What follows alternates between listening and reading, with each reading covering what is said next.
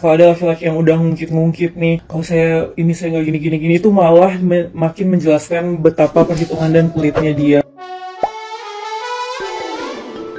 Hola netizen yang tercinta, Mbak Im Wong menjadi perhatian publik setelah mengungkapkan dugaan perselingkuhan istrinya Paula Verhoeven dengan seseorang yang disebut sebagai sahabatnya sendiri. Tidak hanya itu, Mbak Im juga mengatakan istrinya adalah orang pertama yang menyebut dirinya pelit. Merasa tersinggung disebut pelit oleh Paula, Mbak Im pun kembali mengingat dan mengungkit pengorbanannya selama ini kepada keluarga Paula Verhoeven. Mbak Im Wong mengklaim selama pernikahannya ia telah memberikan nafkah tidak hanya kepada Paula, tapi juga kepada keluarga sang istri. Mbak Im menyatakan ia telah membahas masalah rumah tangganya dengan orang tuanya. Kemudian dirinya mendapat nasihat dari ayahnya untuk menyelesaikan dengan tuntas. Mbak Im mengatakan sudah berusaha memperbaiki hubungannya dengan Paula. Namun ia merasa sudah tidak mampu lagi menghadapi masalah, terutama terkait dengan sifat Paula.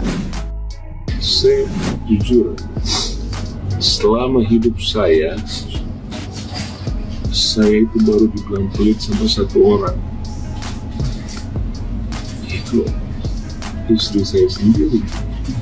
Saya juga bingung, saya nggak pernah dibilang pelit sama orang seumur hidup saya. Kalau saya pelit, bagaimana mungkin saya menafkahi keluarga dia? Tanggungannya itu ada di saya. Adiknya kita mengerjakan di sini. Adik yang satu lagi juga saya menyiasati untuk buat YouTube tanpa saya mengambil uangnya sama sekali. Saya bukan saya lebih kayak menghidupkan ayo berarti orang tuanya pun tiap bulan saya kasih melebihi dengan orang tua saya. Kalau kalian mau tahu semua di sini, uang saya itu masuk perusahaan, tapi uangnya Paula itu punya dia. Saya nggak ambil satu rupiah pun uangnya. Saya digaji dari perusahaan, Paula juga tanpa saya kasih tahu kalian bulan berapa, dan tidak sedikit. Jadi hasil kerja saya itu masuk perusahaan, Paula juga. Nah, gimana nih menurut netizen yang terhormat? Silahkan berkomentar ya. Kata gua sekarang di sini lu pada ngaku siapa yang ngatain Mbak Im Wong pelit sampai Mbak Im Wong nangis-nangis kayak gini. Sampai dia harus menjelaskan ya gimana dia menafkahi Paula, keluarga Paula, orang tua, bahkan bantu adik Paula juga. Siapa yang ngatain Mbak Im Wong pelit? Kata gua lu ngaku, keluar lu sekarang. Terus seperti yang kita dengar tadi ya, kata Mbak Im Wong ya, uang Mbak Im Wong tuh masuk ke perusahaan tapi uang Paula tidak. Jadi kalau itu menjadi masalah ya buat kalian nih Bang Mbak Im Wong, boleh masuk ke rekening saya aja gimana. Uang Mas Mbak Im masuk ke rekening saya, Paula juga masuk rekening saya. Siapa tahu itu solusi yang terbaik ya. Pokoknya intinya kita nyimak aja nih para netizen. Soalnya Mas Mbak Im Wongnya ini udah konferensi pers ya. Dia udah ngasih tahu alasan kenapa dia itu menceraikan istrinya gitu, dan ada isu-isu nih ya, isu-isu perselingkuhan sama temen dekatnya Mbak Im Wong sendiri katanya. Pokoknya si Mbak Im ini ada ngomong kalau belum bisa punya anak ya, belum punya anak jangan ganggu istri orang. Iya betul. Kalau belum punya anak jangan ganggu istri orang, ke dokter Objin, ganggu dokter Objin. Ya, datengin jam-jam prakteknya, gangguin aja terus sampai jadi ya, sampai goal. Tapi dari pihak Paulanya ini belum ada statement apa-apa, jadi kita nyimak aja dulu ya. Siapa yang udah lihat klarifikasi Mbak Im Wong yang ini? Kalau saya pelit, saya nggak akan nafkahin dia, uang dari perusahaan, terus uang dia sendiri segala macam. Ya ampun, girls, ini pelajaran ya. Kalau ada laki-laki yang udah ngungkit-ngungkit nih, kalau saya nggak gini-gini itu malah makin menjelaskan betapa perhitungan dan pelitnya dia. Logikanya seorang istri itu nggak akan mungkin jelekin suaminya, apalagi sampai keceplosan di podcast orang bilang, oh suami aku belum nafkahin aku sampai kayak kamu gitu, ngomong ke Nagita. Plus ngebanding-bandingin juga, itu tuh udah double red flag banget.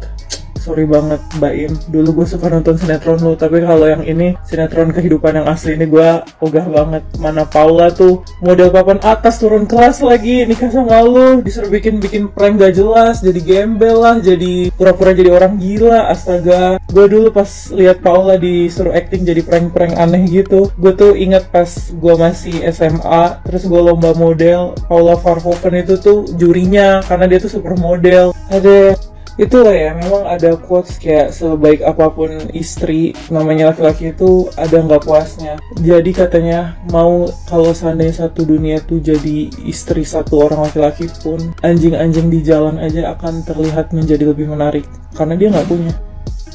Ini kan ada ya seorang suami yang nangis-nangis di preskon cerita kalau setahun terakhir istrinya telah mengkhianati dirinya dengan sahabatnya sendiri. Nah, netizen malah kagak pada percaya.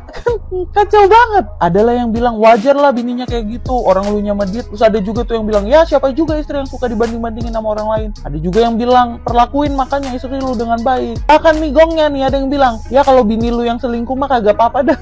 Kalau gue pribadi ya kagak terlalu kaget kalau mereka ujung-ujungnya cerai. Karena waktu itu kan ratu badan intelijensi selebritis yaitu Nikita Mirzani pernah tuh ketemu dia, terus ngecengin dia bilang cie bentar lagi jadi duda. Tuh udah di spill tuh. Terus kan mereka juga udah lama tuh nggak kelihatan bareng, nggak upload juga foto lagi bareng. Tapi yang gue terkejoet adalah saat dia bilang istrinya yang malah berkhianat. Karena gue tadinya berpikir kebalikannya. Namanya manusia kan bisanya cuma suuzon. Sorry, walaupun kayak gitu gue agak masih tetap ragu gitu. Karena kan lu juga ragu nggak sih sama kayak gue, kayak nggak perlu gue jelaskan, lihat muka gue.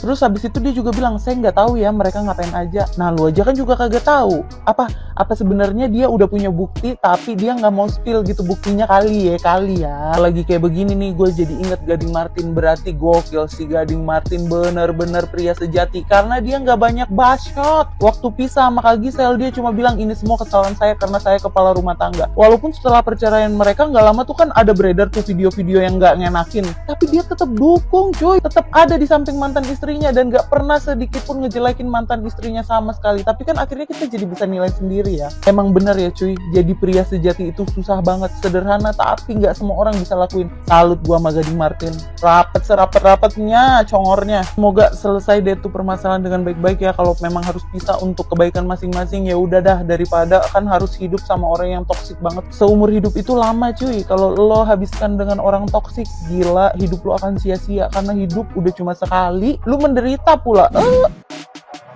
Apakah Paula selingkuh? Saya tidak tahu, karena saya kan tidak hadir dalam kehidupan Baim. Kalian juga kan? Kalau kita cuman menilai dari potongan-potongan video, belum tentu apa yang dilihat di video itu sama dengan kenyataan. Jadi lebih baik kita jangan keburu-buru taking sides gitu ya.